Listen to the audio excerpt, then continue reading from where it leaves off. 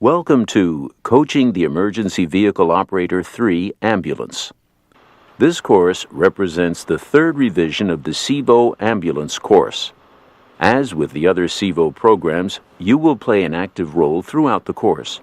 Using your driving experience and information presented in this course, you will be better prepared to recognize potential traffic problems in various driving environments and take the appropriate action to avoid collisions.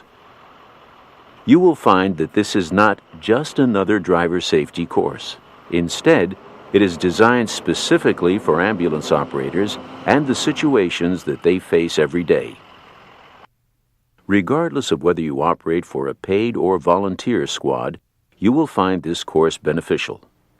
As an ambulance operator, your exact duties and responsibilities may vary depending on the policies and operating procedures of these organizations. However, one responsibility is the same for all professional operators. At all times, you must operate the ambulance in a safe and legal manner without undue delay. Vehicle inspection. As an emergency medical professional, you know the importance of regular health checkups and preventive care.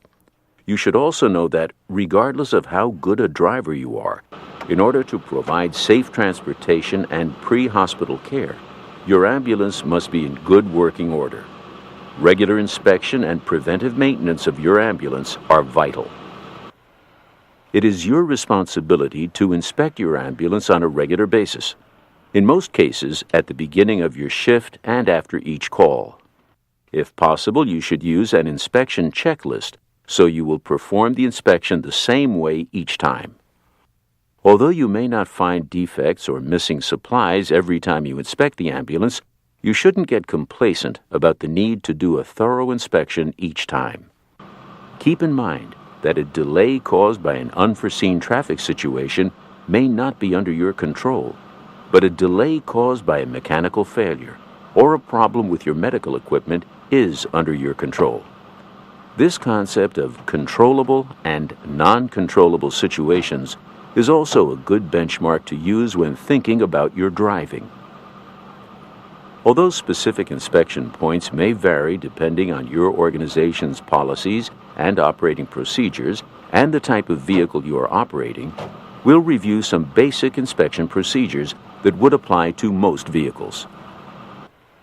As you approach the ambulance, check to see if the vehicle is leaning to one side. It could indicate a low tire, a broken spring, or other suspension problem. Look for any excessive leaks under the vehicle or any outward signs of damage or wear. Check the tire pressure and tread depth by using the proper gauges. Don't rely on homemade gadgets. They are rarely accurate and may be misinterpreted. The front tires should have a minimum tread depth of 4/32 of an inch. Also check for any loose or missing lug nuts. Check the inside dual for wear, pressure, and rocks that could expel at highway speeds. Make sure the windshield and wipers are clean and in good condition. If you live in areas with extreme weather conditions, you should be alert for unique circumstances. For example, in dry environments, you may rarely use the wipers, which can cause them to crack. Also, although a tiny nick in the windshield may not be enough to put you out of service normally, it can quickly become a major crack if the heat blowing on it from the inside of the vehicle is countered by frigid temperatures on the outside. Check that the mirrors are not loose or broken and that they are clean. Check all of the outside compartments to make sure they are properly stocked, and when finished, make sure the doors are securely fastened. Compartment doors seem to have a way of popping open at the wrong time. Turn on all of the lights to make sure they are in proper working order. Headlights, running lights, flashers, directional signals, beacons, etc. If your policy requires checking under the hood, your inspection may include fluid levels, including oil, radiator level, power steering, transmission, windshield washer, and brake. The hoses, looking for leaks, cracks, or wear. The belts, for wear and proper tension. The battery, it should be secure with cables properly fastened. In the patient area, check that the oxygen tanks and all other equipment are strapped in or otherwise secured. Check the contents of each compartment and be certain everything is secure. In the operator's area, check the fuel gauge. As unnecessary as it may sound, make sure the ambulance is fueled and ready to go. And is it gas or diesel? Check your compartments for appropriate maps. Sound the horn and, if permissible, the siren. Check that all interior lights, the directional signals, and other warning lights are working. And last but not least, make sure all safety belts are in working order. If you find any defects during your inspection, report them immediately.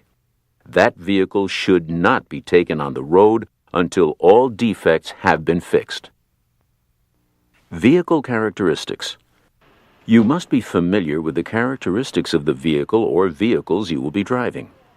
Because of their size and weight, ambulances handle quite differently than standard vehicles.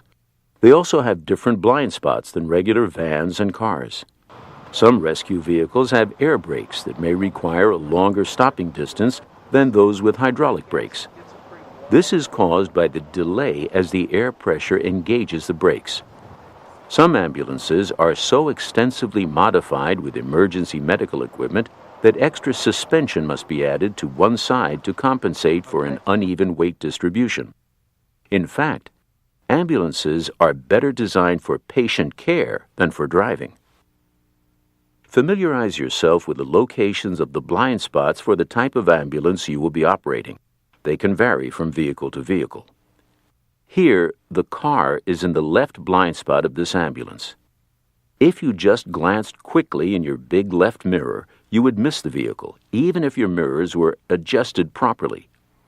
The vehicle is visible in the small convex mirror, but your view is distorted, and vehicles are actually closer than they appear in the mirror. But watch what happens when this operator leans a bit in his seat. Now the operator can see the vehicle.